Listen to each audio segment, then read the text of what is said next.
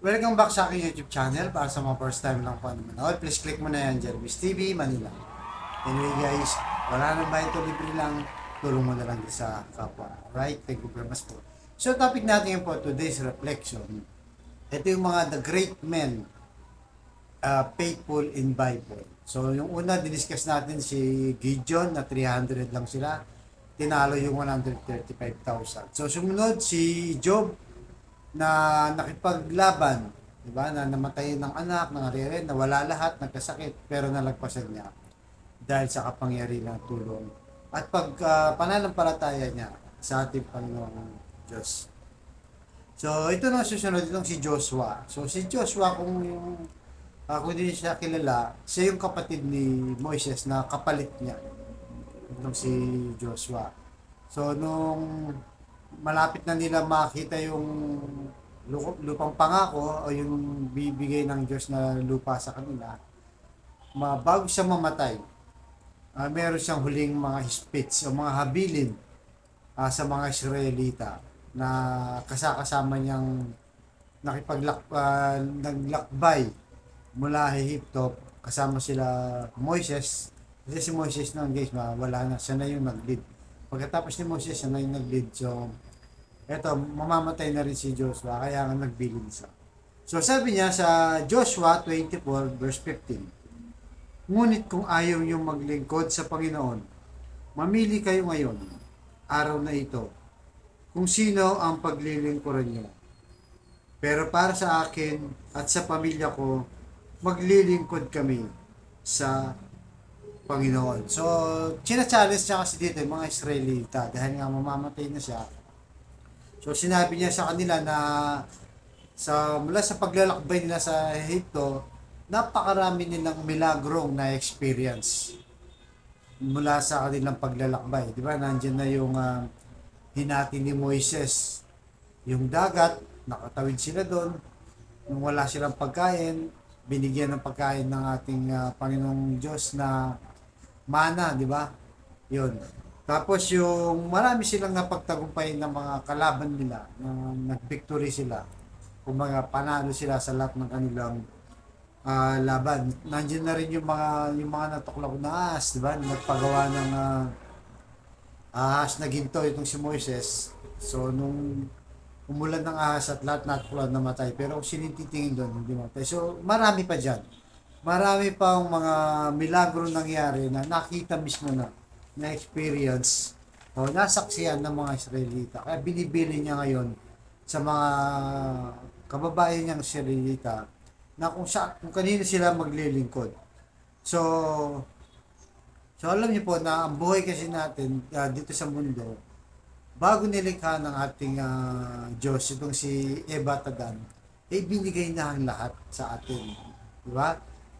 Binigay na, may mga magandang halaman tayo, bulaklak, gulay, mga animals na magaganda, mga isda, na ang tao ang siya pinagkatiwalaan na mamahala sa lahat ng bagay. Kompleto na. Bago pa tayo nilikha ng Diyos, talagang kinumpleto na. Dahil ganyan tayo kamahal. Hindi kaya sa ibang planeta, wala namang ganito. Earth lang ang meron. So ngayon, binibigay sa atin yung decision natin dito sa buhay, yung free will na tinatawag. Alam mo, kung ikaw ba estudyante, ano bang gusto mo? Yung magbulakbol ka lang o mag-aral ka? O kaya naman yung mga vision, diba, na gagawin mo, titigil ka sa pag-aaral at mag-aasawa ka na. At sa ano pa mang bagay na ating magusto sa buhay. So, nasa sa atin po yun. Choice natin yun. Free will. Kaya nga minsan, di ba, nakakalungkot isipin, may mga pera yung ibang pamilya o yung mga bata nag-aaral pero malaman-laman mo, nagsasayang lang pala ng pera. Pinababayaan lang pala pag-aaral lang sa hindi na sila makatapos habang sila pinapaaral ng kanilang mga magulang. Meron namang mga batang gusto mag-aral pero wala namang pera. So, decision natin yan pero yung iba nag-working student para makatapos ng. So, talagang choice natin ano mang pipiliin natin dito sa mundo. Ano mang larangan sa ating buhay.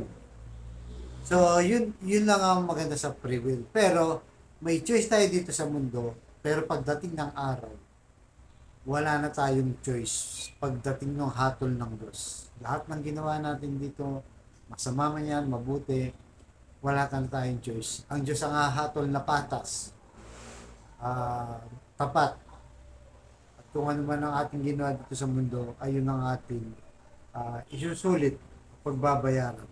So, katulad ngayon guys, na napapanahon ng election, ano ba pipiliin mo? Yung iboboto mo ba yung kahit nakikita mo na wala namang ginagawa, tapos tumakbo ulit, iboboto mo pa? O kaya naman, di ba, yung mga nagbabayad ng boto niya, ibebenta mo ba ang yung boto o bumoto ka na lang ng patas na ayon sa iyong konsensya at ayon sa iyong kaalaman na itong taong to, kung iboboto mo, ay talagang makakatulong sa bayan, hindi yung ang bayan pa ang kukuhanan ng mga pondo, di ba, ng mga opportunities, pero pinababayaan naman yung mga tao nagtiwala sa kanya o yung binigay na kapangyarihan sa iyo. So, choice din po natin yung mga bagay na yan.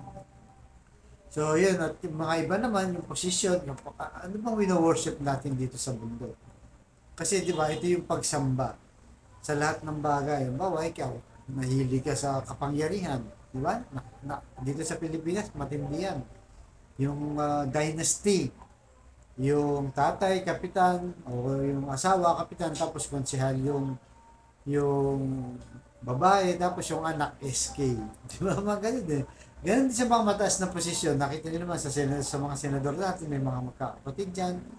Ah, sa mga sa mga gobernador, ganun din lahat. Parang wino-worship nila yung kapangyarihan. Ayaw nang ibigay sa iba, gusto nila, sila lang naman. Pero pag nakita mo yung track record, alos wala namang ginagawa, puro pang papayaman lang. So marami pong ganyan. So, so yan. So, nasa atin din kung kailan mo, kung saan mo ibubuwas ang yung lakas ng katawan mo, di ba? Yung oras mo, yung katalinuhan mo. Kanina mo yan ibubuwas? Sa mga bagay ba na pang temporal lang dito sa mundo? O binubuhos mo sa Diyos para ialay ang iyong buhay?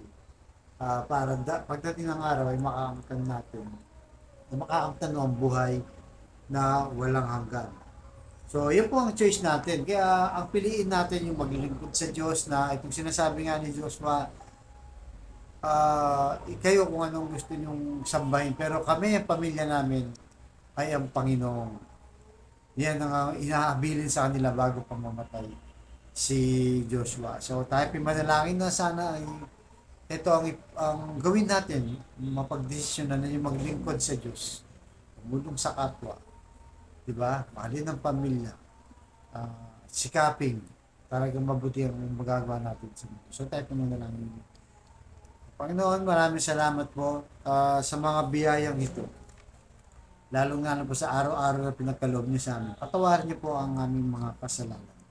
Lalo na po, Lord, pag sinasamba namin ay mga temporal na bagay lang, pera, kapangyarihan, mga idolo, kayamanan, power. Natulungan niyo po kami, Lord, na huwag kami mahumaling sa mga bagay na ito na temporal lang. Ngunit tulungan niyo po kami, ikaw ang sambahin, Lord. Yung pinangako mong buhay na walang hanggan ang aming makamtan sa aming buhay.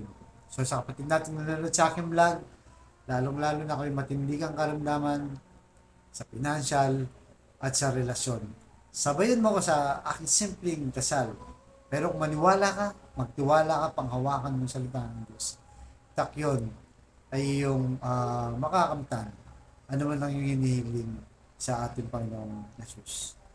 So Lord, i-bless niyo po ang kapatid namin ngayon nanonood sa aking vlog. May matinding karamdaman. Stage 4 cancer na, Lord. Bedridden na. Matagal nang nakahiga sa ospital, sa bahay, at kung saan pa. At i-bless niyo rin po kung ano mang nararamdaman niyang mahirap sa kanyang katawan. Nagpapahirap, Lord. Aplusin niyo po ng iyong mapagpagaling na kamay. Yakapin niyo po, Lord. Pagalingin niyo po para sa kanyang pamilya.